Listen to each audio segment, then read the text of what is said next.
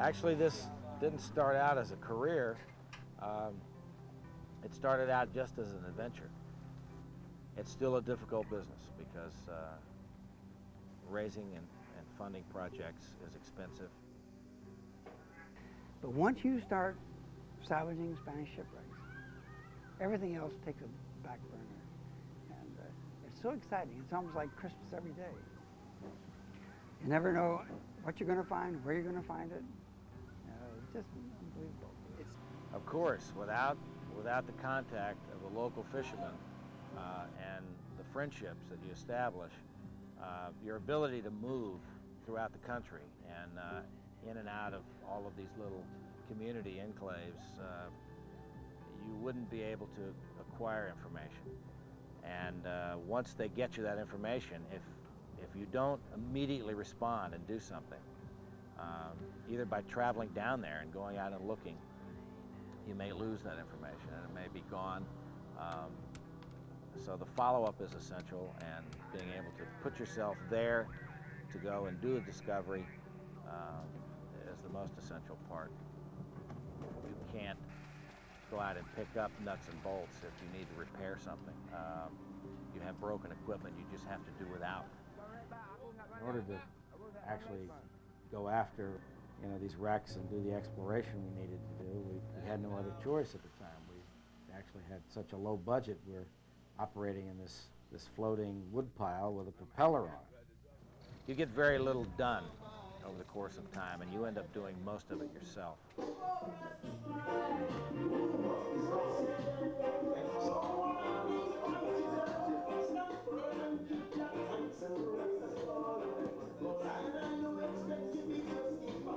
Well, this is the pit house, basically about as small as an armpit. And I'm sure in a short period of time it's going to be about as smelly. I have no idea what we've got below, but Arturo's probably going to do a lot of rice and pollo and oxtail and other kinds of stuff, so we're going to have to do a lot of diving and catch a lot of fish. I don't think I can take another 2 weeks out there like we had the last time. You have to pay your dues. You've got to pay your dues. And when I say that, you just can't wake up one morning and say, all right, I'm going to be a treasure salvager. It's like no turning back. Once the bug bites you, you're done. No 12-watt bulb, no cleats. They'll just wait for me. I'll check with Wally and we'll see. Sure. I wish I was leaving this evening, this afternoon. You think tomorrow sometime? Tomorrow sometime. I'll be all ready.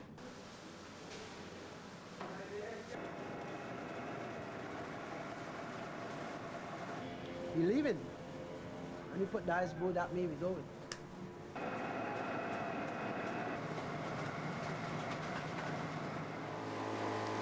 going over to pick up some dive equipment at Posada del Sol and to meet up with a couple of divers that have some sites, some wreck locations. And we'll spend the best part of the day over there. We'll be back here probably by nightfall. The leads are better. They get better all the time. The type of thing that they're finding, at least that they're reporting to me now, is not a lot of garbage. I spent a lot of time investigating garbage, and some of these people have been with me through the course of checking out those leads, and now they know what not to report to me. Hey, let's see those spikes. You got those brass spikes? Got a square head. It's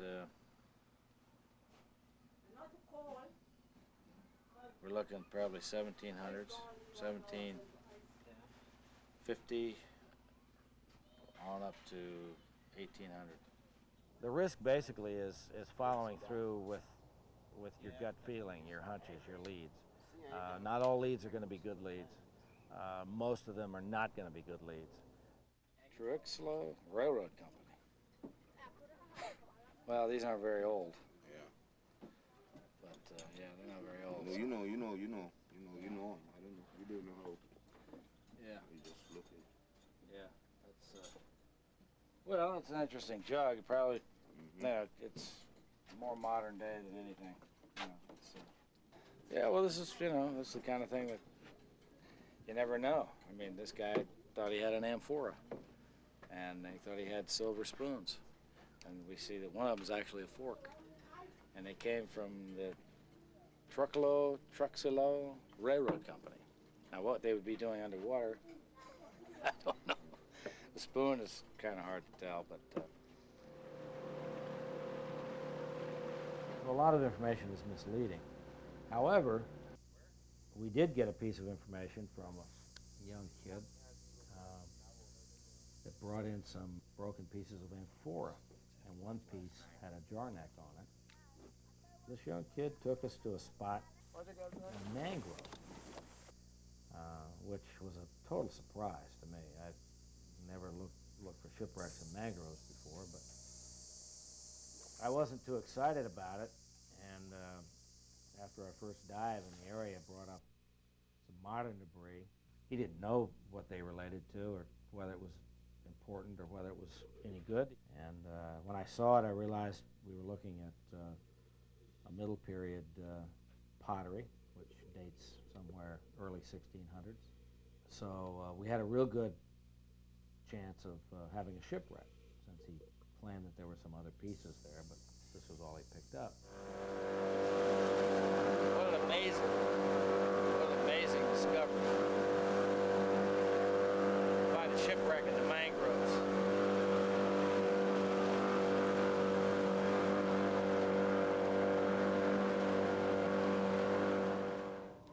The method I use to go in, you know, it's with the best of intentions, following up those leads. I'm not just out there groping around, hoping I'm going to find something and yanking up every bloody thing off the bottom I can find and taking it home. It's not the way it works. Everything that I have found, the pieces of culture data that I've recovered, has all been placed in the report, and the permit application then goes in with that evidence. And that's the shipwreck. That's what I want to acquire the permit with. That's a good method, and a lot of wrecks are found this way.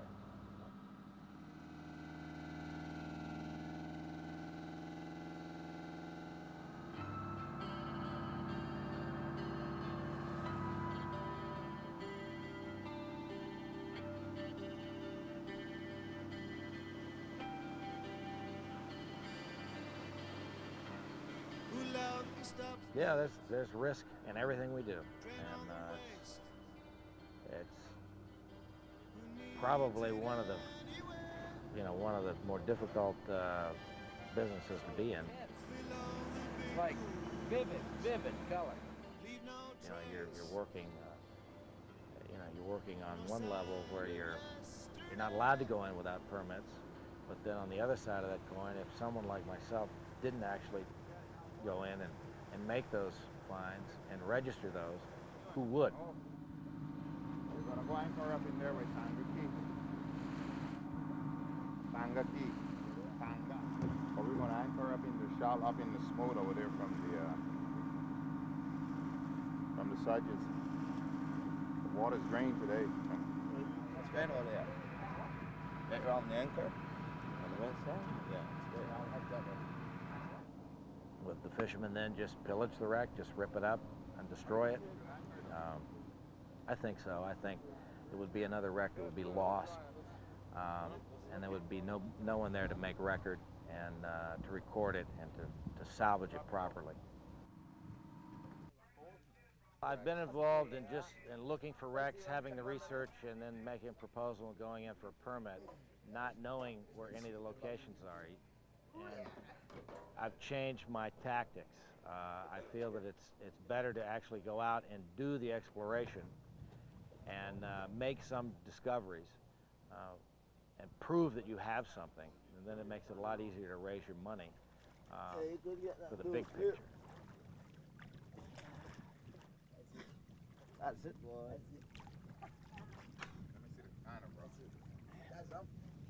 I'm becoming the expert in this business. It is This ballast. good ballast too. Good ballast, Oh yeah. All right. We're gonna check out a wreck.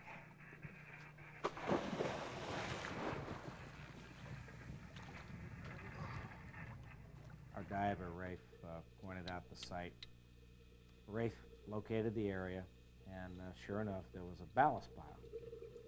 One of the things it could have indicated that the ship itself had rolled over, and the ballast that was there, that remained there, was the remains of the ship after being rolled over and tumbled, and the rock itself more or less destroyed the structure of the ship. You're trying to pick up any metal debris that remains, which would consist of any of the fittings, spikes, plates, fasteners that would have been part of the ship structure itself. And if you're lucky, there may be treasure there. There may be other cultural artifacts there, which could have been navigational gear, dividers, compasses, sextants, anything like that. Any of the ferrous metals and non-ferrous metals that you can pick up with a metal detector. There may well be more material belonging to that ship somewhere out on the outer barrier reef.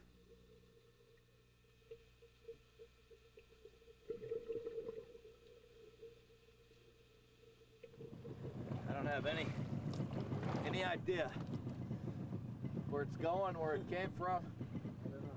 No material, just ballast. Yeah, this culture, the lack of total evidence of the wreck other than ballast stone. No spikes, no wood, no ceramic. We got ballast out that way. Just have to assume it kept going out in deeper water, came over the top of the reef, tumbled, dumped the ballast, kept going. That's all we can think right now.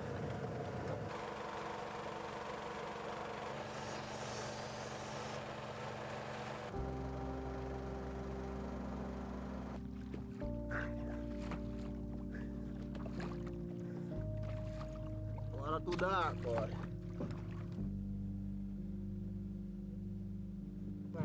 Yeah, that one up? No. Para ver. What up?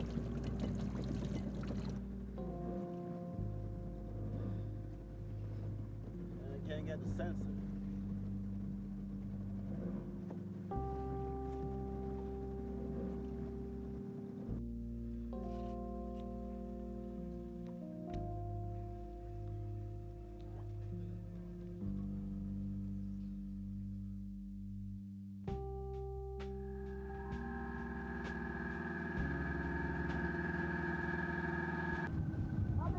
We're at Hobbit's Key, another hideout,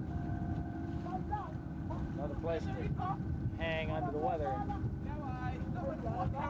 All we're getting is bad weather.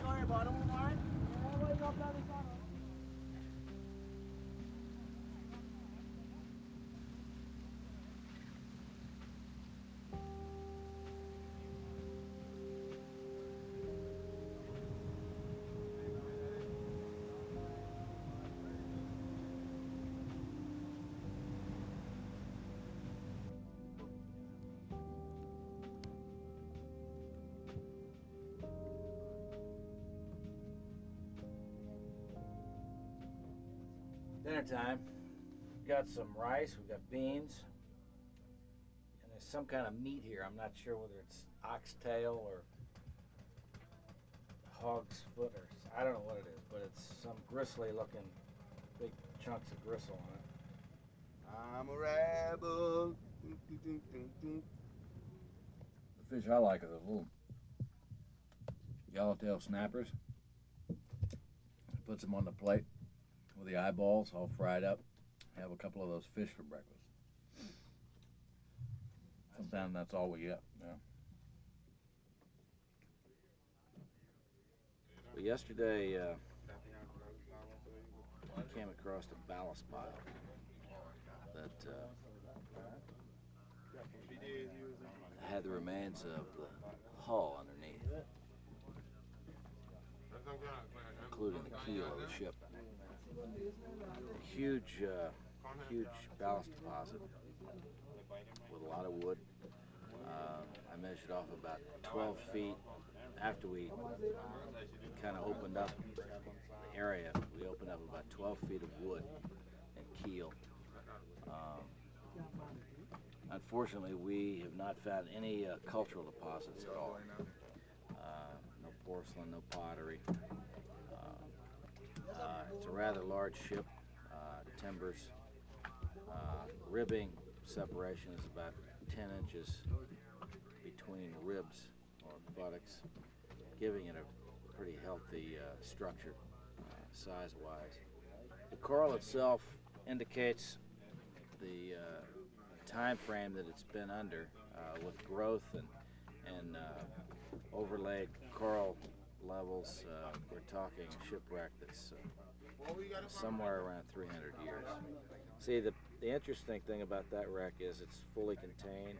Whenever you have the intact keel on the bottom of the ship, in most cases, and you have such a huge deposit of ballast, you're looking at a ship that came in, and the ship itself didn't tumble or travel because your keel is set, fastened to the bottom, covered with ballast. So that ship just flew in there, stuck fast to the reef, and didn't move. And the rest of it could have got blasted off by storm or salvage.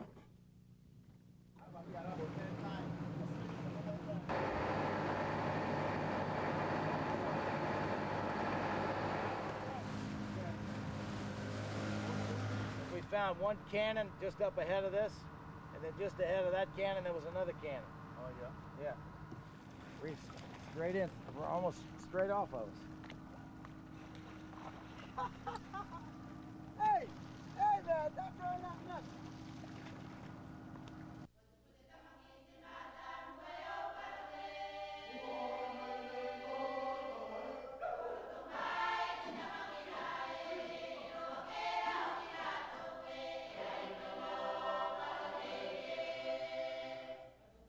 The arms on the British man-o-war were pretty standard. They had some carronades.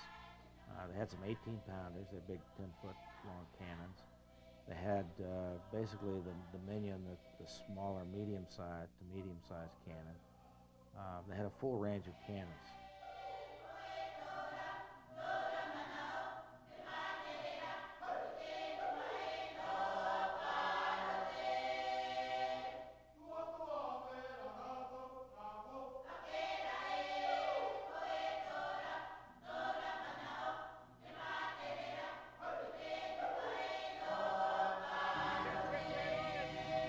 Hey, what's he doing? You gotta go hard right. Who's talking to him? Yeah, that's the whole way we want you to go through now. Without local knowledge, you could easily wreck your ship. You could come right aground, you'd go right over a reef, you'd run over any number of obstacles that you can't see that are not on the charts. So unless you're with somebody that's been out there, you don't want to tread into that area. Say it on. This is it. This is it. Yeah.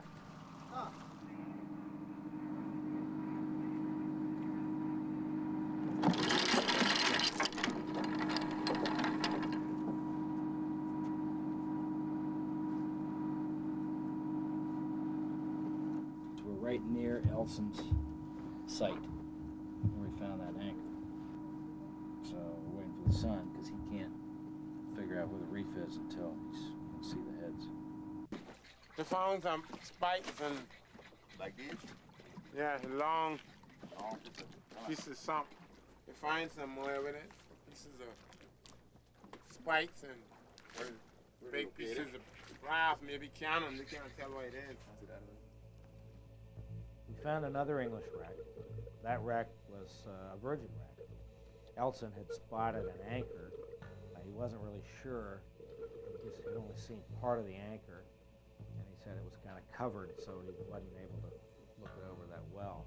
Well, after we returned, and when he relocated it, he took me down. I'll never forget looking at it and seeing a stack of anchors, seeing heel pins lined up along the bottom, and seeing all kinds of wheels and other mechanical parts, part of an old Wildcat winch. Charlie, boy shoe ring in there. ring it out here too. She ringing there, boy. The metal detectors indicated stuff everywhere, all over the stern section. We were bringing up all kinds of fittings. There was debris everywhere. And after I went up and got the scooter and we began to excavate and open it up, it just opened up a whole new world. These guys were seeing the keel of the ship. They got excited. We started digging and opening up, just dusting and cleaning everything off. And it was amazing. I couldn't believe it was all grown into the reef, and part of it was buried up in the sand.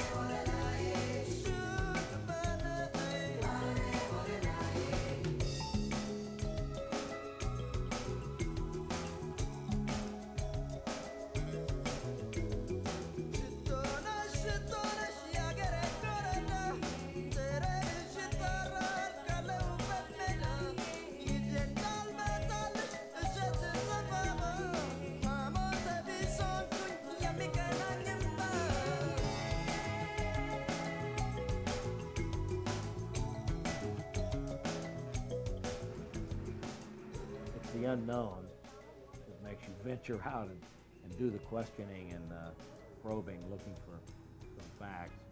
To look at that boat and think that we're going to sea and we're going to live out there 3 or 4 weeks on this ticky-tacky, rickety old wooden boat, it was absurd. I mean, it was an absurd thought to fathom.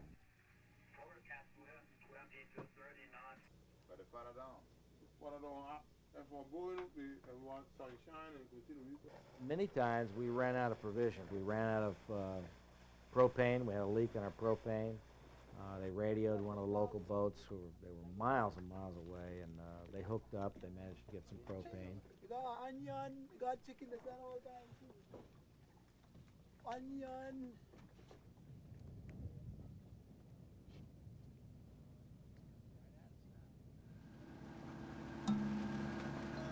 It was an amazing adventure, and I still can't believe that we took the risk, but we did. I've been able to perform, and we found wrecks. We have some great sites now, but it took a lot of hard work, and the people involved, just the few people that were with me, they had to struggle and put up with bad environment, bad weather, bad situations. Those are risks out there. The Outer Bank off of that coast is very dangerous. But that's what makes a project like this, a treasure hunting or a shipwreck project, exciting, thrilling, fun to be involved in. 2 years of exploration there have turned up 7 good wrecks. And we have 3 wrecks that are Spanish wrecks. And 1 wreck we actually discovered treasure on.